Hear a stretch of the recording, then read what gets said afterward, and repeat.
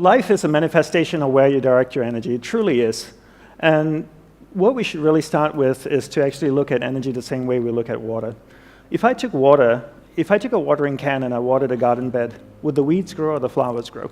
Both, right? Water has no ability to discriminate between the weeds and the flowers. Whatever I water starts to grow. Energy is the same way as well. If I took energy and I invested it into something negative, it will grow and become more negative. If I took energy, invested it into something positive, it will grow and become more positive. Energy has no ability to discriminate between what's positive and what's negative. Whatever you invest energy into starts to grow and manifest in your life. Right now, you're the sum total of where you've been investing your energy throughout your entire life. So the goal really in life is to figure out what it is you want.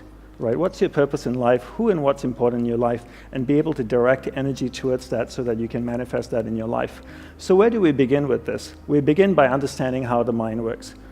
I'll have to say with you, after living 10 years as a celibate monk in a cloistered monastery in Hawaii, this would probably be the most important thing I could ever share with you, understanding how the mind works. From a monk's perspective of understanding the monk and experience of a monk's perspective of understanding the mind and experience of the mind, and my perspective and my experience of the mind, there are two things we need to understand: awareness and the mind.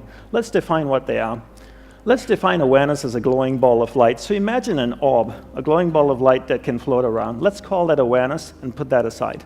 Now let's define the mind. Let's define the mind as a vast space with many different areas within it. One area of the mind is angry, hatred, jealousy, joy, happiness, sex, food, art, science, technology, a whole bunch of different things, right? Your awareness, that ball of light, can actually move to any area of the mind you want it to go to. So if your awareness, this glowing ball of light, goes to the happy area of the mind, it lights up that particular area of the mind. You become conscious of being happy. Are you happy? No, you're in an area of the mind called happiness. If this ball of light goes to the angry area of the mind, it lights up that particular area of the mind. Are you angry? No, you're in an area of the mind called anger. And by using your willpower and your powers of concentration, you can actually take your awareness, this ball of light, to any area of the mind that you want to go to. And here's the most important part. Where your awareness goes, that's where your energy is flowing. So if your awareness goes to the angry area of the mind, your energy is flowing there, it's actually strengthening that particular area of the mind. So this is the theory of it. So let's do a little practical exercise to see if this actually works or if it's just some monk talk, okay? So for that, I need some audience participation. I need all of you to sit up straight in your chair, okay? And put your feet down on the ground. And if you're leaning back in your chair, sit forward a little bit, keep your spine straight, roll your shoulders back. You can keep your head nicely balanced on top of your spine. Your eyes are closed. Don't worry, we're not going to chant or hold hands. Until later, just kidding. So take a slow, deep breath in with your eyes closed. Take a slow, deep breath in, slowly exhale. Then take another slow, deep breath in again, and then slowly exhale. I want you to become aware of the chair that you're sitting on. Is it comfortable? Is it not comfortable? The temperature of the room? Is it cold? Warm? What about your body posture? Is your spine straight? Your shoulders roll back? You're sitting a little bit forward, your head nicely balanced on top of your spine. Now I want you to become aware of the most recent wedding that you attended. Do you remember whose wedding it is? Were you happy for the couple getting married? Try and think as much detail as you can about the wedding. Do you remember what you wore to the wedding? Do you remember what the bride wore? Did she make a good choice with her dress? How was the food at the wedding? Alcohol? Did you drink a lot? Was there good music? Did you dance? Did you do some crazy wedding dance? Now I want you to become aware of the most recent vacation that you went on. What kind of vacation was it? Was it a surfing trip? Yoga retreat, holiday, shopping, camping, backpacking? Try and think as much detail as you can about the vacation. What was the weather like where you went? Was it cold, rainy, hot, humid, dry, snowing? Do you remember the favorite hotel you stayed in? How was the food? Bland, spicy, Did you get sick eating the food? Did you shop a lot? What was one thing you bought on the trip that you really liked? Your eyes are still closed. I want you to become aware of the room again. Try and feel the temperature of the room. Is it warm? Is it cold? The chair you're sitting on, is it comfortable? Is it not? Is your spine still straight? Are you hunching? Are your shoulders rolled back? Okay, slowly open your eyes and you can lean back in your chair. Well, thank you very much for doing that exercise with me. That exercise is really to prove two things to you. One is there's a clear separation between awareness and the mind, two completely different things. Second is you can actually take your awareness and move it to any area of the mind you want it to go to. Well, you gave me permission to do it, so I took your awareness from the room, I took it to an area of the subconscious mind where the memory of the wedding resided, and then I took you to the vacation area of the mind, and then back to the room again. How do I know you were thinking about the wedding? Well, I had my eyes open and your eyes were closed. And when I asked questions, I could see the reactions in your face. Did the bride make a good choice with her dress? A couple of you went, okay. Did you drink too much? A few heads went down. So I knew you were thinking about the wedding, right? So I took your awareness to different areas in the mind. This happens all day. All day we allow people and things around us to dictate where our awareness goes in our mind. Let's do one little exercise again just to emphasize this point, because to me this is really, really important, and it's the crux of really managing energy in your life. Can you remember your first kiss? Do you remember who it was? Do you remember his or her name? Do you remember where it took place? Back of Dad's car? Behind the garage? What was the experience? What was the emotion that was associated with that experience? Come on, really think about it. It wasn't that long ago. Come on. Were you embarrassed? Were you nervous? Do you remember? Do you remember the person's name? Okay, some people are laughing, blushing. Do you remember the first time someone you loved, someone really close to you, passed away? Do you remember that? Do you remember getting a phone call, being told that this person that you love has just died? How did you feel? What was the emotions associated with that experience? Did you have the blessing of being able to see the body before it was cremated or buried? Do you remember standing next to the body, wondering how it felt, knowing that you'd never see this person again? How did it feel for you? Do you remember the emotions?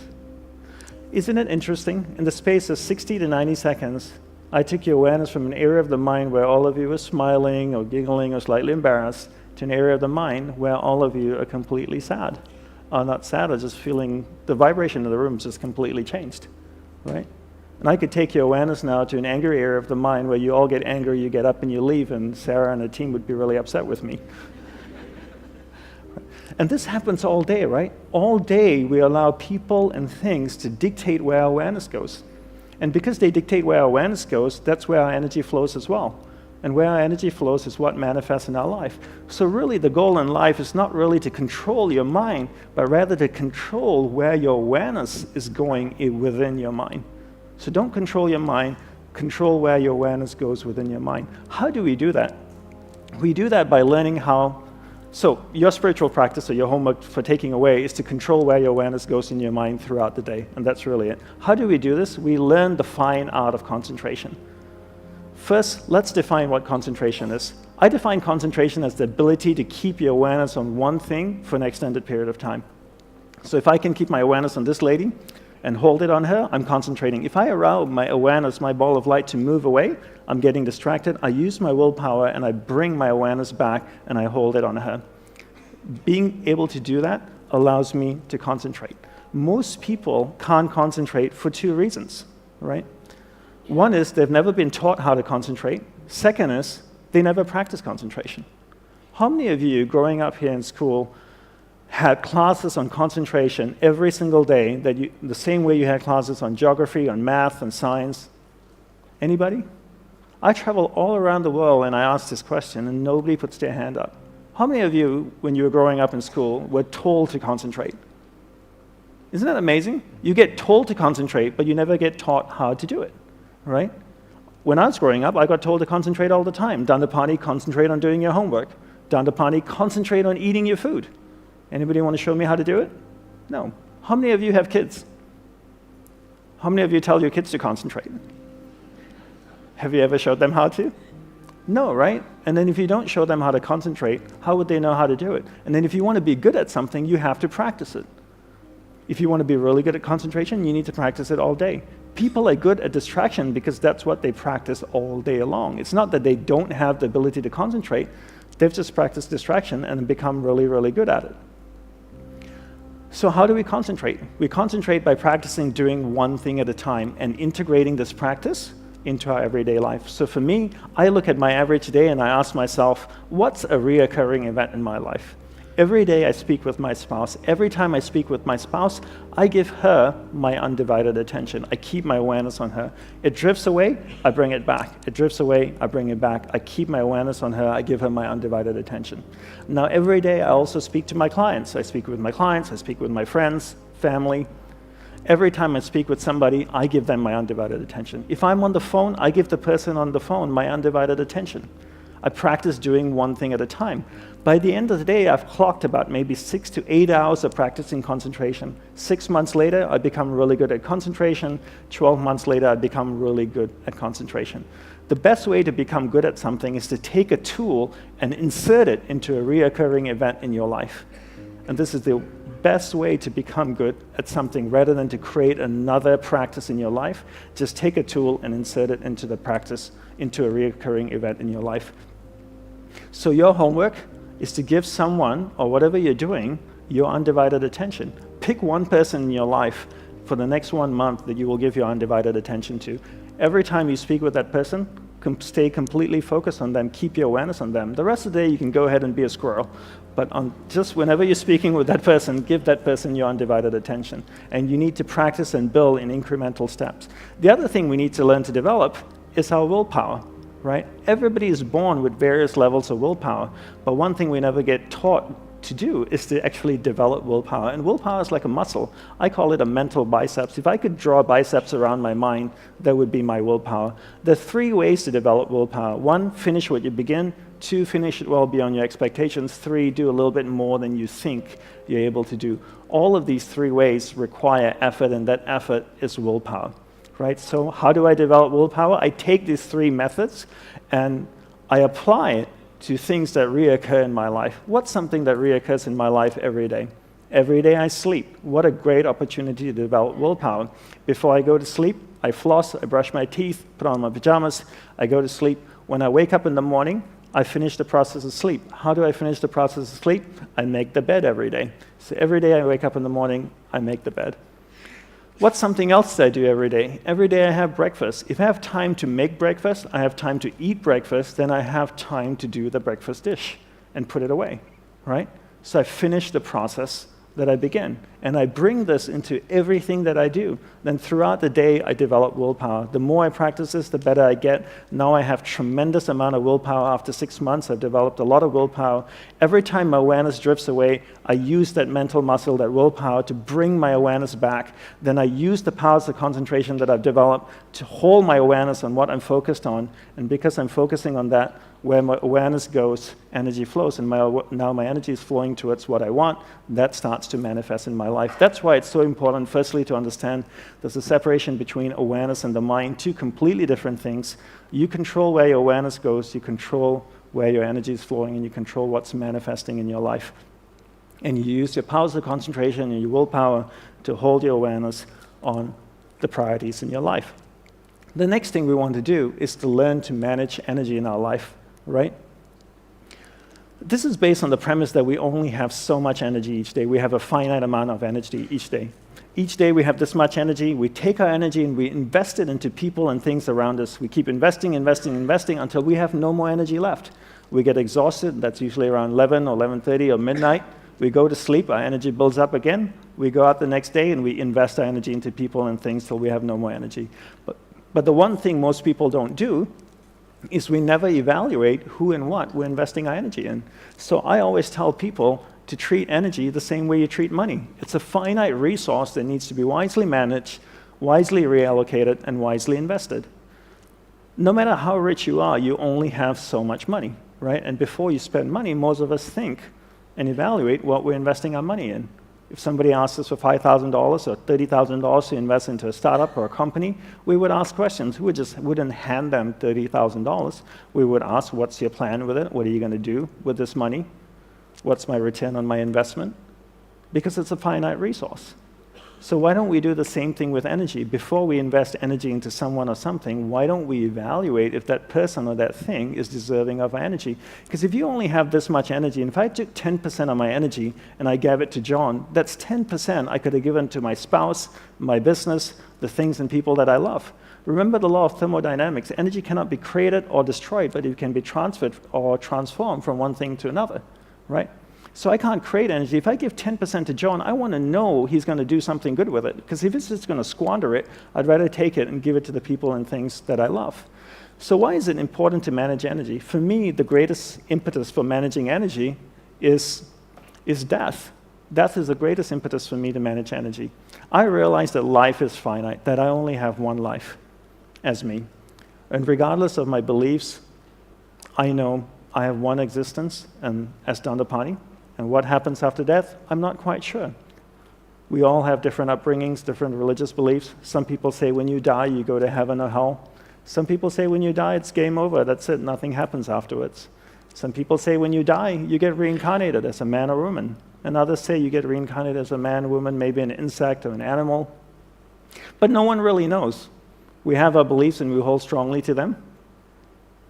But no one's ever died, gone to heaven, taken a selfie, come back, posted it on Instagram and said, look at me here in heaven, #PearlyGates, right? So we don't quite know, but the one definitive thing is that we know we're going to die. And I know I have a finite amount of life. I don't believe life is short, but I do believe it's finite. And because my life is finite, I want to be extremely clear where to focus my energy. There's no point learning to concentrate if you don't know what to concentrate on. So along with learning concentration, it's really important to also learn what to focus on. So what I would recommend as a homework is to be clear what your purpose in life is. One way to do this is to spend 5 minutes each morning reflecting on what your purpose in life is. Get to know yourself. Most people are happy to spend time with other people and things, but very few people actually make time to spend time with themselves.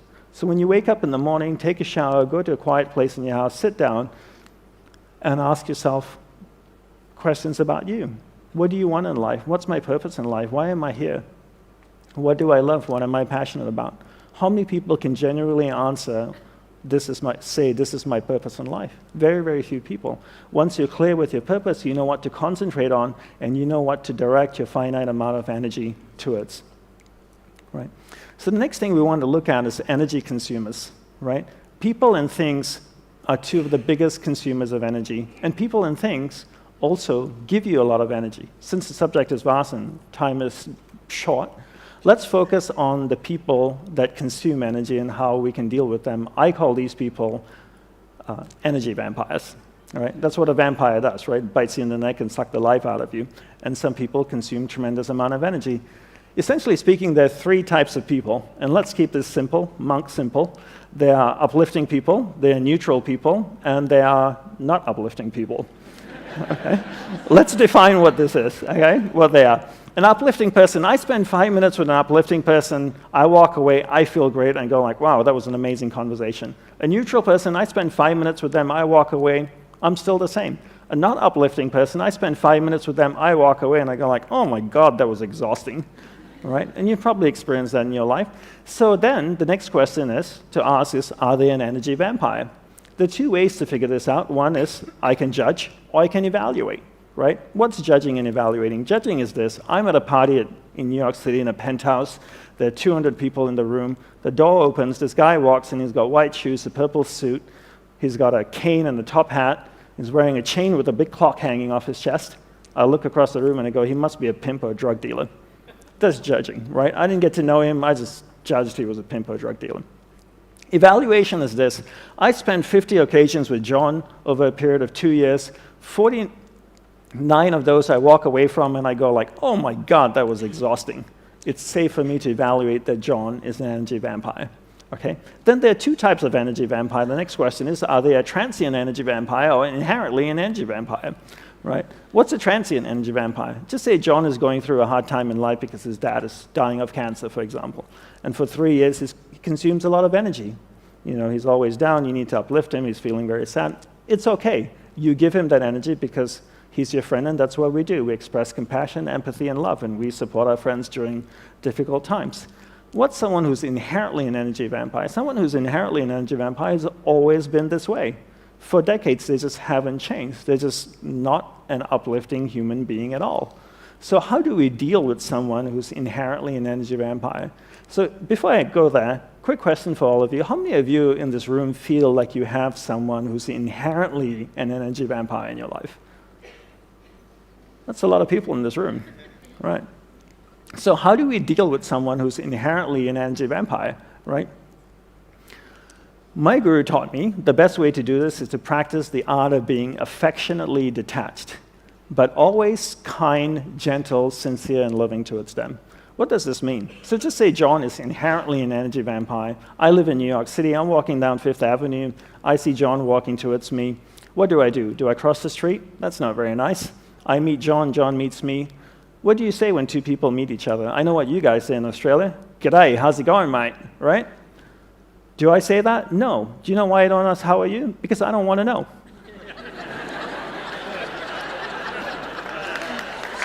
It's true. You have to understand, I'm in the monk business. When I ask somebody, how are you, they tell me their entire life story. It's a confession time, so I don't even ask, how are you? John asks me, how are you? I say, I'm doing very well, thank you very much. And then I reply, what a beautiful day in Sydney, right? It's true, I'm being sincere, I'm being kind. And then I say to him, please excuse me, I have something really important to do. It's true, my life is finite, and I'm very clear what my purpose is, right? I'm not lying. And then what do people say at the end of a conversation? It was a pleasure meeting you. Actually, it wasn't. Let's do lunch. Why? See you later. Not really, don't want to. Why do we say the things we don't mean and ask the questions we don't want answers to? So at the end of a conversation, I say, have a wonderful day, which is true. I know he's inherently an energy vampire, but I do wish he has a wonderful day. So the concept of being affectionately detached is to not engage with someone, right? Just to be kind, to be gentle, to be sincere and loving towards them, but not engaging with them. What's another way to protect yourself from an energy vampire? Is to place the burden of responsibility on them. What does that mean? I'll give you an example. I have a client of mine who's an expert in social media, right? So a lot of people want to get together with him, have a cup of coffee, a glass of wine. Let's catch up for lunch. Let's do dinner. Why? Because they want to pick his brain, right? And get information from him. And he can't sustain this because everybody wants a little bit of his time and is just can't live this way. So I told him, this is what you need to do. You need to tell this person who wants to meet with you to read your favorite marketing book. Read your favorite marketing book, write down 7 key points and email it to you. Once you receive the 7 key points from the book, tell them that you want to see what stands out to them in the book. Once you receive these 7 key points, you email them and say, let's meet up on this day for a couple hours and we can discuss a marketing strategy for you. You know how many people actually read the book and email him the 7 key points? Nobody. As soon as you place the burden of responsibility on someone, they don't do it. I travel all around the world. I speak, people come up to me and they want to ask questions. I always give them my personal email address. I tell them, please don't share it with anybody. Can you put your question down on this email and send it to me? One, it'll give me time to reflect on it, and I can give you a proper response. And they always say, for sure, I'll put it all down in email and I'll send it to you. You know how many people email me? Nobody emails me. Simple little task, right? I'm not asking them to do yoga, to meditate, to breathe out of one nostril. You just send me an email with your problems, and they don't do it. So place the burden of responsibility on someone. If you're somebody who's developed a particular skill, you're an expert in a particular niche, in a particular area, and you find that people want your time, they want your energy, the one simple way to protect yourself is to place the burden and responsibility on them. Give them a simple task to do and see if they do it. And if they fulfill that task and come back to you, then go out of your way to help them, okay? Another thing I want to talk about, so your spiritual practice is to every year evaluate the people in your life, right? So go through a process of evaluation and reallocate your energy between people who uplift you and people that don't uplift you. And this is something that I do all the time, right? Another thing I want to talk about and wrap up with is mental energy vampires. What's a mental energy vampire? Mental energy vampire is unresolved emotional experiences that are sitting in our subconscious, right? Most people's subconscious mind looks like this Indian flower market. It's just packed with stuff because people don't resolve stuff as they go through life, right? Everything that is once passed through your conscious mind in the form of experience is resident in your subconscious mind, and all these experiences have emotion attached to them, right? One simple way to deal with unresolved emotional experiences is to do this exercise called the Vasana Daha Tantra. That's the Sanskrit name for it. And what it really is to take a piece of paper and write down the problem on it. Every experience has emotion attached to it. And I want to share with you a quote from Tesla, which I think really encapsulates the philosophy that I believe in or that I was trained in the monastery. Tesla says, if you want to find the secrets of the universe, think in terms of energy, frequency, and vibration. Everything is made up of energy, and it's vibrating at a certain frequency. So if I have an experience, it has emotion attached to it, it's vibrating in my subconscious mind. My goal is, I can't do anything about the experience because it's already happened, but what I can do to help myself is to remove the emotion that's attached to experience. So I take a piece of paper, I write down the problem. As I write down the problem, something really interesting happens. That experience moves from my subconscious mind to my conscious mind because I'm reliving it. The interesting thing that happens is the energy, the emotion actually comes out of the experience, flows through my hands into the piece of paper. Now I crumble the piece of paper and I burn it in a fire. It could be a garbage can, a fireplace, it doesn't really matter. Does the fire destroy the emotion? No, because you can't destroy energy. But what it actually does is transform the emotion in the paper into heat, flame, ash, smoke, and a whole bunch of different things. I remember the first time I ever shared this exercise was with a group of entrepreneurs in Perth, actually, about 5 years ago. And one of them said to me, look, DANDAPANI, I realize that experiences have emotion attached to them. And I realize as well, when you relive it or you're writing about it, it goes from your subconscious mind to your conscious mind. But this whole concept that emotion comes out of the experience, flows through your hands into the piece of paper, I find it really hard to believe. I find it that's a little bit too spiritual. I said, fair enough. So I asked him, do you have kids? He says, yeah, I have a couple of kids, a 4-year-old and a 6-year-old. And I said, on Father's Day, on your birthday, do they ever make you cards? They said they do that all the time. Can you describe the card? Well, they said, you usually go to the back of the house, they find an old piece of cardboard, they draw on it, they stick a bunch of things on it, stars and a bunch of ribbons, and then on Father's Day, on my birthday, they hand me the card. I said, how does it look? They go, well, it doesn't look that great. It's made by a 4-year-old. But I said, let me ask you this way. If you saw it in the store, would you pay money for it? And they go like, no way. But do you keep it? He says, yeah, I keep every single one. And I asked him why. He said, well, it's so full of love. I said, wait a minute, you're telling me your kids know monk magic? Because 2 minutes ago, I told you about putting emotion in a piece of paper, and you looked at me like I was a crazy person. And now your 4-year-old son knows how to do this. Right? Because he's taken a piece of paper, put his emotion in it, a piece of paper that you don't want, a cardboard that you didn't want, put his emotion in it, and now he's given it to you, and you hold it. So you can actually transfer energy from you, emotion from inside of you, into another matter. How many of you have kids and have one of those not-so-attractive drawings at home? Do you keep them? Why? You'd never be able to sell it to anybody. Nobody would want to buy it, right? You keep it because they're so full of love. It's full of emotion, right? So you can move emotion out of you. So the exercise here is really, if you ever find that you have unresolved emotional experiences sitting in your subconscious, consuming tremendous amount of energy, take a piece of paper, write it down, and then burn it in an ordinary fire. How many times should you write? Well, depending on the emotion. If it's an intense experience, you might have to write about it 3 or 4 times. If it's not so intense, maybe once or twice. So just to wrap up over here, to know yourself is one of the greatest gifts you can give yourself. It truly is, right? Most people don't really understand themselves. They don't understand what they want in life, and therefore find it extremely difficult what to focus their finite amount of energy on. I want to leave you with 2 quotes. from my guru.